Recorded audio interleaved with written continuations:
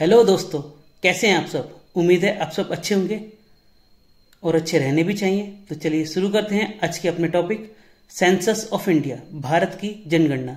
आज हम जानेंगे 2011 की जनगणना के बारे में और इससे रिलेटेड सारे फैक्ट्स के बारे में। तो चलिए शुरू करते हैं। तो चलिए सेंसस की बात करें तो सेंसस में डिफरेंट टाइप का डेटा कलेक्ट किया जाता है, जिसके अंदर डेमोग्राफिक, सोशल और इकोनॉमिक मतलब जनसंख्यांकीय, सामाजिक और आर्थिक डेटा शामिल होता है। अगर हम भारत की बात करें तो भारत की जनगणना की शुरुआत 1872 में 1872 में ब्रिटिश रूल के दौरान हुई थी। उस समय के जो वॉइसरॉय थे लॉर्ड मायो, उनके समय यह की गई थी।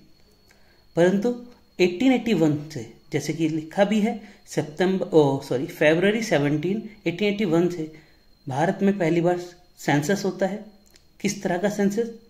डिकेड कह सकते हैं हम, डिकेड वाला, दशकीय। तो इसकी शुरुआत 1881 से हुई थी और उस समय जो सेंसस कमिश्नर थे उनका नाम था WC प्लाउडन। जी हाँ, क्या नाम था?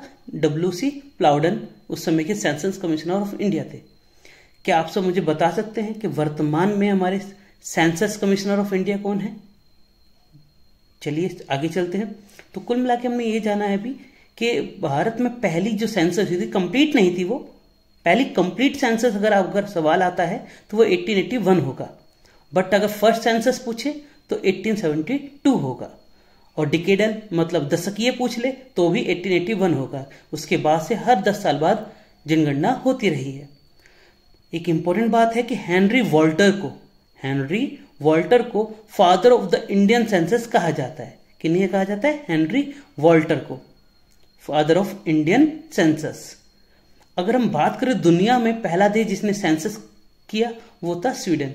सोचिए 1749 में स्वीडन ने वर्ल्ड की पहली सेंसस की थी, 1749 में। और भारत में कब हुई थी? 1872 में हुई। चलिए आगे चलते हैं। अब अगर हम सेंसस की बात करें तो सेंसस का ये किस रूप से, किस एक्ट के थ्रू होता है? तो देखो, इंडिपेंडेंट इंडिया में जो सेंसस एक्ट आया 1948, ये पावर देता है NSSO को, जो कि अब NSO के अंडर आता है। और ये कहता है कि सेंसस करने की जो जिम्मेदारी है, प्रिपेयर करने की जिम्मेदारी है, वो NSSO की होगी, नेशनल सैंपल सर्वे ऑर्गेनाइजेशन की होगी। तो जो ये पावर मिलती है वो सेंसस एक्ट 1948 के तहत मिलती है। इसका कार्य क्या है अभी हम जल्दी ही जानेंगे। NSSO का कार्य क्या है? एक बहुत इंपॉर्टेंट अपडेट है, ध्यान रखना आप इस चीज को। ये एग्जाम में एक बार शायद आ भी चुका है और आगे भी आ सकता है कि सेंट्रल स्टैटिस्टिक्स ऑफिस CSO और NSSO national sample survey organisation, इन दोनों को मर्ज कर दिया गया था 2019 में। और अब ये इसका एक सिंगल बॉडी है, नेशनल स्टैटिस्टिकल ऑफिस NSO। तो NSO अब ये दोनों की मर्जिंग बॉडी है, इसे याद रखेंगे आप सब। देखिए, एक दो शब्दों पर आपको ध्यान रखना है बहुत ज्यादा, कि अगर आपसे कोई पूछे कि सेंसस प्रिपेयर्ड कौन करता है भारत में, तैयार कौन करता है, तो आंसर होगा NSO।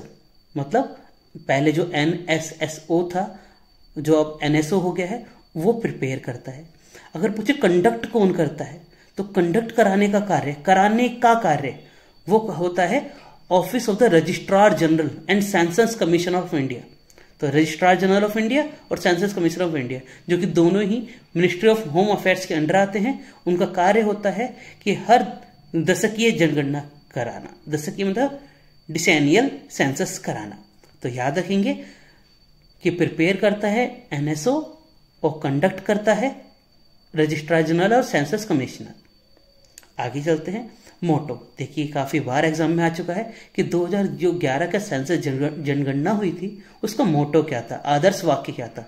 Our census a future, हमारी जनगणना हमारा भविष्य। चलिए आगे चलते हैं। अगर हम बात करें कि सेंसस 1881 से हो रही है, तो हर 10 साल में हो रही है, बस 2021 को छोड़ दे। तो 21 की जो सेंसस होनी थी वो अप्रैल 2021 में शुरू होनी थी। बट आप सभी को पता है कि हम सब दुनिया कोविड-19 दौर से गुजर रही थी, उसी के कारण इसको डिले कर दिया गया था। फिलहाल अभी भी ये डिले पर है। होपफुली 2025 में कुछ अनाउंसमेंट हमें देखने को इस बारे में मिले। तो तो 2021 को छोड़ दें अगर हम, तो लगातार हर 10 साल बाद 1881 से हमारी सेंसस होती आ रही है। अगर हम बात करें कि ये एडिशन कौन सा होगा या अभी तक कौन से हुए हैं, तो 2011 सेंसस था वो 15th नंबर का था, 15वीं जनगणना थी, और आज़ादी के बाद 7वीं।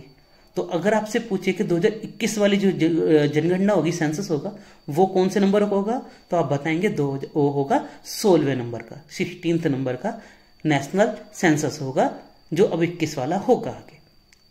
चलिए आगे चलते हैं। अब हम डिटेल में पॉइंट टू पॉइंट चीज़ों को जानेंगे, और आपसे उम्मीद करता हूं कि आपको ये पॉइंट समझ में आए। कोशिश यही है कि आपको इससे बाहर कोई भी चीज़ ना आए, हम वही जल्दी हम कवर करते हैं। तो शुरू करते हैं 2021 के सेंसस के बारे में इंपॉर्टेंट हाइलाइट्स को। तो बात करते हैं कि एवरेज एनुअल ग्रोथ थी, जो हमारी कह सकते हैं एनुअल ग्रोथ, मतलब हर साल कितनी आबादी बढ़ जाती है, तो उसमें कहा जाता है पूरे भारत की 1.64%। ये एवरेज एनुअल ग्रोथ रेट था भारत का 2011 के अनुसार। जिसमें अगर हम स्टेट्स की बात करें तो टॉप स्टेट में सबसे तेजी से जो ग्रोथ करने वाला स्टेट है एनुअल ग्रोथ, वो है मेघालय। तो वार्षिक वृद्धि में मेघालय सबसे आगे है। आप देख सकते हैं इसका परसेंटेज लिखा हुआ है 2.49%। तो मतलब जो हमारे देश का है 1.64, उसमें मेघालय का है 2.49%। नंबर 2 पर है अरुणाचल प्रदेश 2.3%, बिहार 2.26%। आपको मेघालय जरूर याद रखना है। बॉटम में बात करें तो गोवा, जी हाँ 0.79% गोवा है, याद रखना, मतलब 1% से भी कम ग्रोथ रेट है गोवा की, जबकि मेघालय की 2.5 मतलब 2.50 अराउंड है। तो एनुअल ग्रोथ रेट की बात करें तो सबसे आगे है मेघालय और सबसे नीचे है गोवा। और इम्पोर्टेंट बात है, याद रखेंगे 2001 से 11 के बीच की बात करें, अगर हम 2001 से 11 के बीच की बात करें, तो जो देश की लगभग 85% आबादी है वो लगभग 25 राज्यों में रहती, और वहां पर जो 25 राज्यों में ने 2% से भी कम की वृद्धि दर्ज की है। तो मतलब जो एवरेज है वो है 1.64%, और 25 यूटीज और स्टेट्स को मिला लें हम, तो उसमें मतलब 25 ऐसे राज्य और केंद्र शासित प्रदेश हैं जहां पर 2% से कम ग्रोथ रेट देखने को मिली थी, 2% से कम। हम आगे बढ़ते हैं। अब डिकेडल ग्रोथ को हम स्टेट वाइज देखते हैं। तो डिकेडल ग्रोथ में अगर हम बात करें तो 17.60% है। टॉप 3 की बात करें तो मेघालय है, अभी हमने देखा, सॉरी टॉप 3 में डिकेडल ग्रोथ में, ये डिकेडल है सॉरी, वो था हमने एनुअल, मतलब हर साल कितनी बढ़ती है, और इस बार डिकेडल कि 10 सालों में कितनी आबादी बढ़ जाती है। तो दशकीय वृद्धि दरों में बात करें तो सबसे आगे फिर से मेघालय ही है, जहां पर 10 साल में सबसे तेजी से आबादी बढ़ती है। पूरे देश की बात करें तो 17.60%, और मेघालय की बात करें तो 27.8%। तो 27.8% के साथ मेघालय टॉप स्टेट है डिकेडल ग्रोथ में, दशकीय वृद्धि में। जबकि लास्ट अगर करें तो देखिए आप ध्यान से, बॉटम में जो कि बहुत बार आया हुआ है नागालैंड। जी हाँ, 2011 के सेंसस के अनुसार पूरे भारत में नागालैंड ही एकमात्र ऐसा राज्य है जहां पर ग्रोथ रेट नेगेटिव गई। तो पेपर में ये डायरेक्ट लिख कर आता है कि यही क्वेश्चन होता है कि कौन सा स्टेट है, एकमात्र राज्य था 2011 के अंदर जिसकी विकास दर नकारात्मक रही थी, तो जिसकी ग्रोथ रेट नेगेटिव रही थी, वो एकमात्र राज्य है नागालैंड। 0.5% नेगेटिव हो गई थी, मतलब आबादी बढ़ी नहीं, 10 सालों में घट गई। तो डिकेडल ग्रोथ में नंबर 1 मेघालय और लास्ट है नागालैंड। प्लीज याद रखें, नागालैंड ही एकमात्र राज्य है जो नेगेटिव ग्रोथ रेट वाला था 2011 के अनुसार।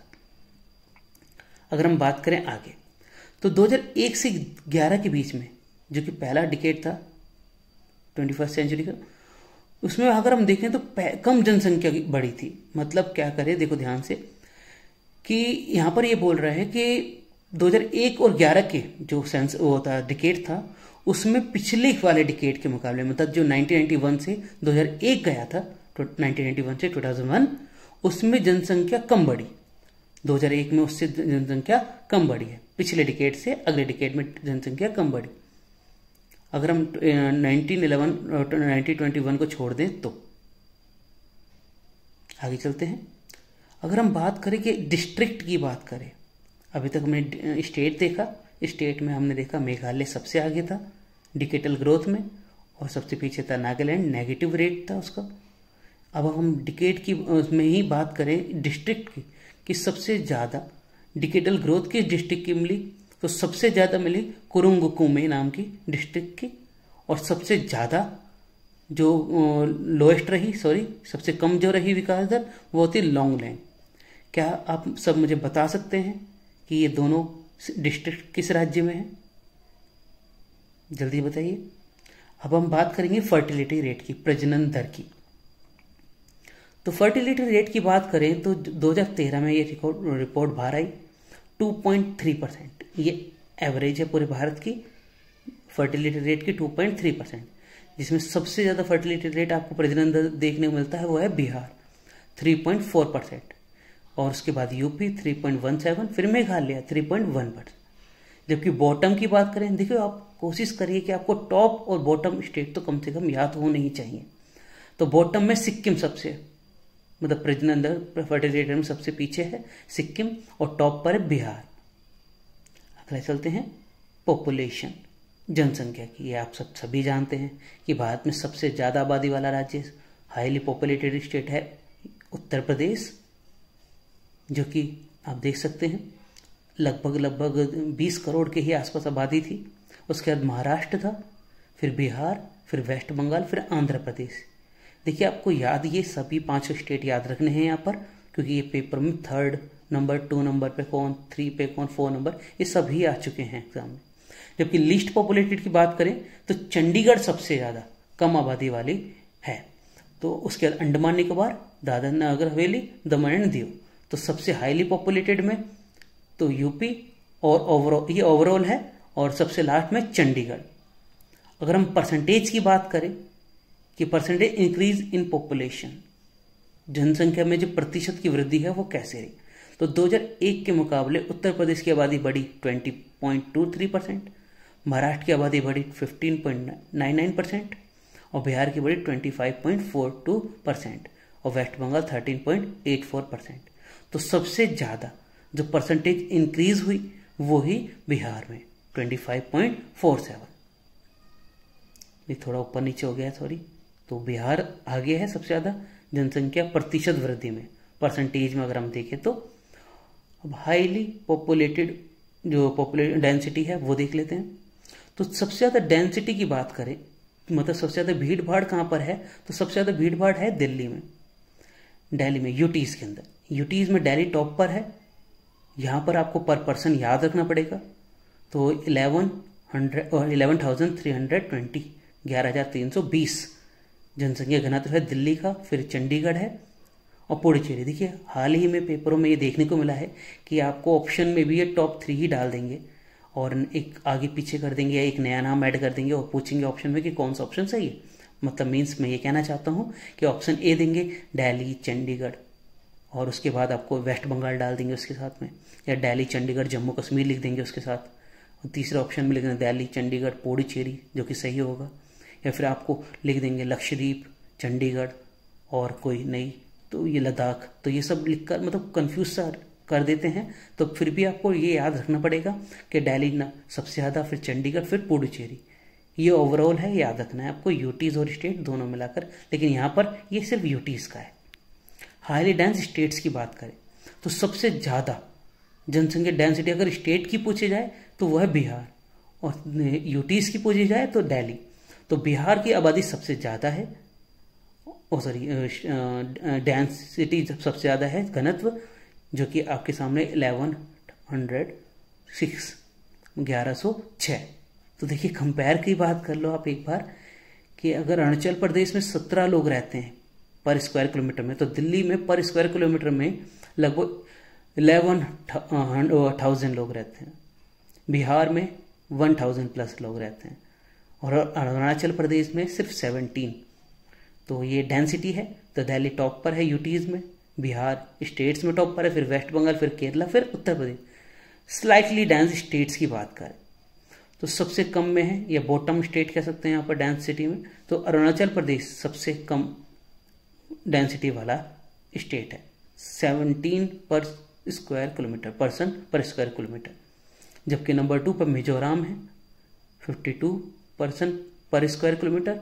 फिर JNK, तो सबसे ज़्यादा डेंसिटी है दिल्ली यूटीज़ में, स्टेट्स में बिहार, और सबसे ज़्यादा डाउन में कह सकते हैं स्लाइटली डेंस में, तो वो है अरुणाचल प्रदेश। देखिए दिल्ली भी एग्जाम में बहुत बार आया हुआ है, बिहार वाला भी पॉइंट बहुत बार आया हुआ है, और अरुणाचल प्रदेश वाला भी आया हुआ है। तो आप कोशिश करेंगे इसे याद करने की। अब चलते हैं सेक्स रेशियो की तरफ।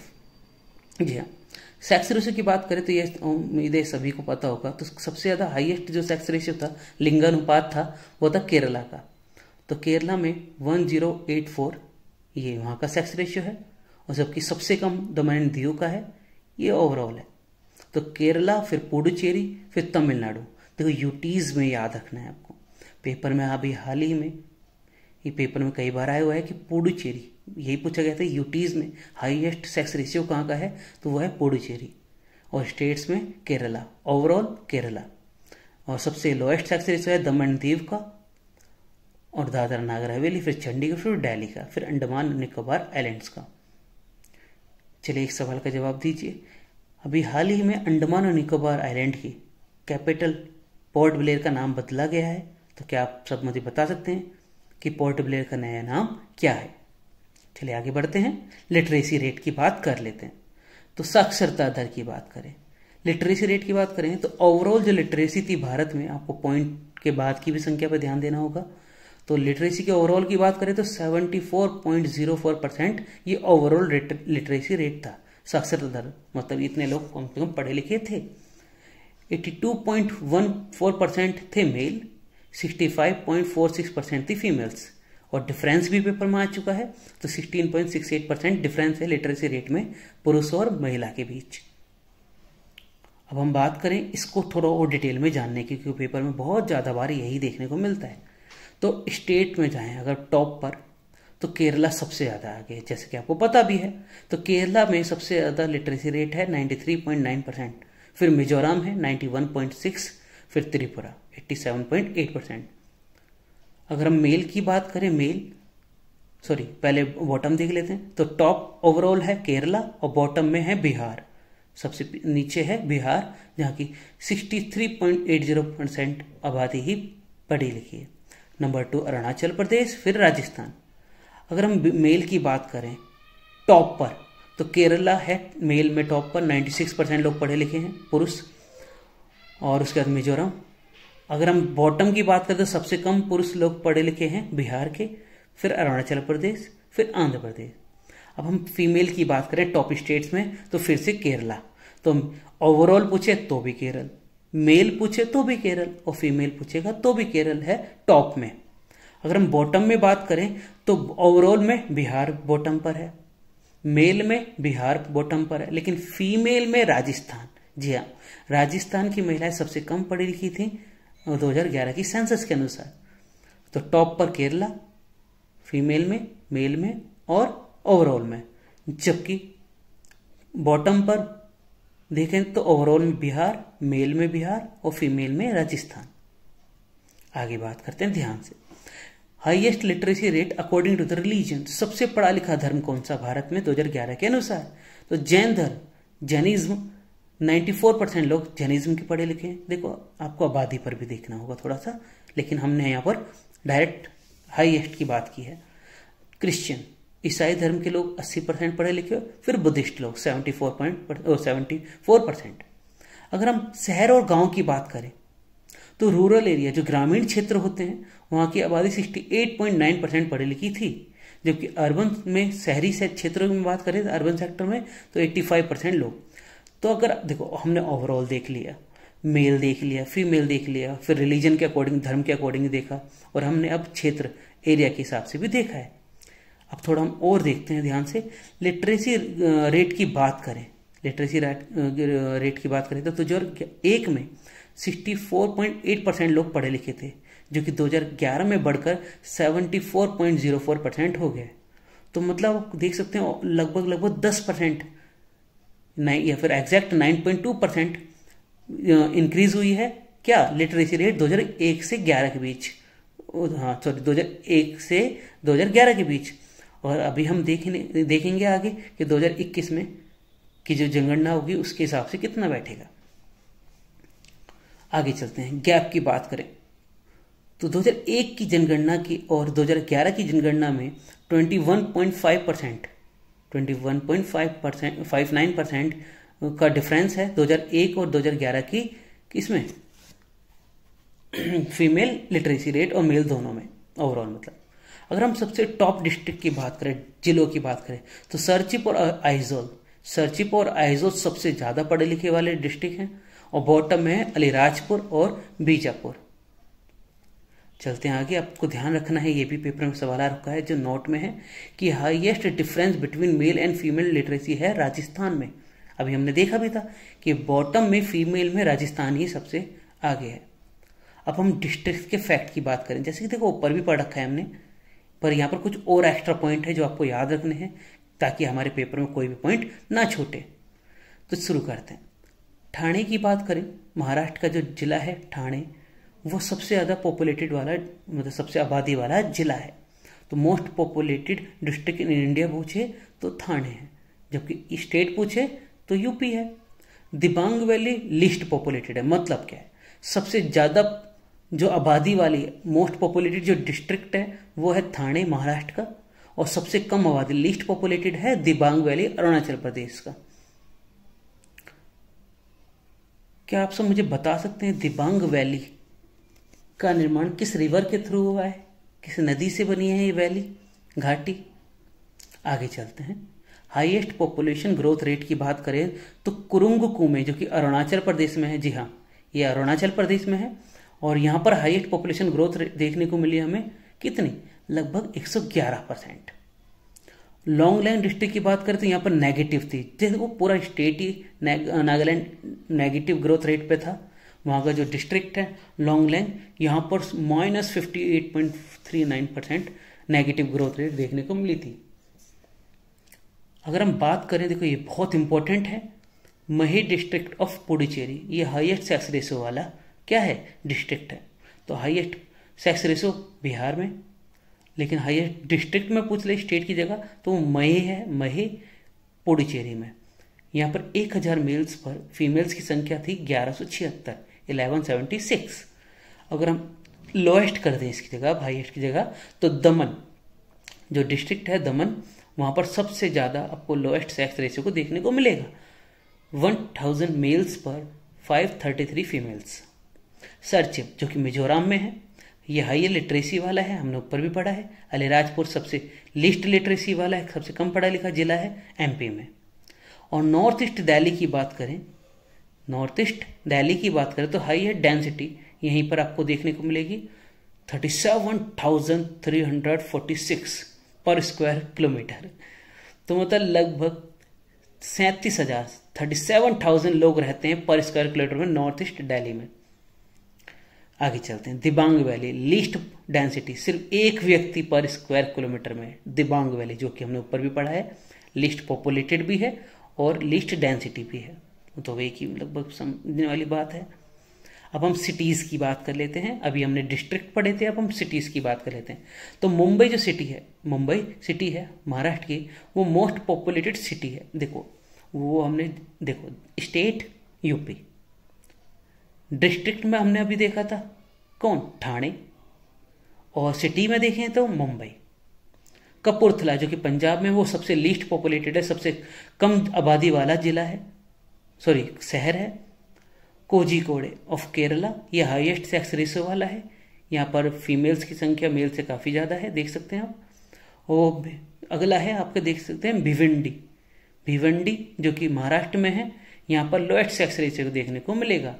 आइजोल जो कि मिजोरम की राजधानी है, कैपिटल है, हाईएस्ट लिटरेसी रेट आपको यहीं मिलेगा। तो सिटीज़ में बात करें तो आइजोल सबसे ज़्यादा पढ़ी लिखी सिटी है पूरे भारत में। संभल, देखो संभल और संभल, संभल एमपी में है, संभल यूपी में। लीस्ट लिटरेसी सिटी है, लीस्ट लिटरेट, मतलब हाईएस्ट है आइजोल और लीस्ट है संभल यूपी का, 48% लोग ही पढ़े लिखे हैं। North east Delhi highest density वाला है, हमने ऑलरेडी पीछे देख चुके हैं, तो सिटी में भी बात कर लें चाहे डिस्ट्रिक्ट में। अब हम इसे थोड़ा और शॉर्ट में देख लेते हैं और डिटेल अलग से है, इसमें थोड़ा ध्यान रखना आपको। Other important facts and figures related to 2011 census. देखो इसमें एक फैक्ट है, आप कोशिश करने से डायरेक्टली एक बार जल्दी से जल्दी याद करने की, इससे काफ़ी कुछ फायदा होगा। यूटीज में बात करें, लक्षद्वीप की लीस्ट पॉपुलेटेड है। तो लक्षद्वीप की आबादी सबसे कम थी पूरे भारत में, यहाँ पर 64,429 रहते हैं। इंडिया की पॉपुलेशन की बात करें तो पूरी दुनिया का लगभग 17.5% हमारी ही आबादी है। तो पूरी दुनिया की आबादी में हमारा योगदान है 17.5%। लिटरेसी रेट की बात करें, हम ऑलरेडी देख चुके हैं कि टोटल जो लिटरेसी रेट है भारत की 74.04% है। डिजिटल ग्रोथ की बात करें तो 2001 से 2011 के बीच में भारत की आबादी जो बढ़ी वो थी 17.64%। डेंसिटी की बात करें तो पूरे भारत की जो डेंसिटी है, याद रखना, देखो हमने ऊपर डिटेल वाइज देखा है, अब यहाँ ओवरऑल है। पूरे देश के अंदर जो डेंसिटी है वो है 382, जी हाँ 382 पर्सन पर स्क्वायर किलोमीटर। सेक्स रेशियो की बात करें तो ओवरऑल सेक्स रेशियो जो पूरे भारत का है वो है 940 फीमेल्स पर 1000 मेल्स, 940 महिलाएं 1000 पुरुषों पर। चाइल्ड सेक्स रेशियो की बात, देखो सेक्स रेशियो नहीं, चाइल्ड सेक्स रेशियो की बात करें 0 से 6 साल के, तो भारत में जो चाइल्ड सेक्स रेशियो है वो 919 है। शहरों में ये ज़्यादा वो कम है और गांव में ज़्यादा, रूरल में 923 और अर्बन में 905। टोटल पॉपुलेशन बात कर लें तो भारत की जो आबादी थी वो थी 1,21,00,000 की आबादी थी, जिसमें शहर में रहने वालों की लोगों की आबादी थी 68.8% और रूरल गांव में रहने वाले लोगों की आबादी थी 31.2%। नंबर ऑफ विलेजेस, भारत में लगभग 6.5 लाख गांव थे, 6.5 लाख, 6,40,000। नंबर ऑफ टाउन्स, तो लगभग भारत में 8,000 टाउन्स हैं। नंबर ऑफ डिस्ट्रिक्ट्स 640, जिलों की संख्या 640 है और अभी काफ़ी बढ़ चुकी है। नंबर ऑफ स्टेट्स और यूटीज उस समय 35 थे। आई होप आप सबको अच्छा लगा होगा। अगर कोई भी डाउट आपको है या फिर किसी भी तरह की अगर आपको समझने में दिक्कत आई हो तो आप मुझे कमेंट बॉक्स में लिख सकते हैं। जल्दी ही मिलते हैं दोबारा। थैंक यू एंड जय हिंद।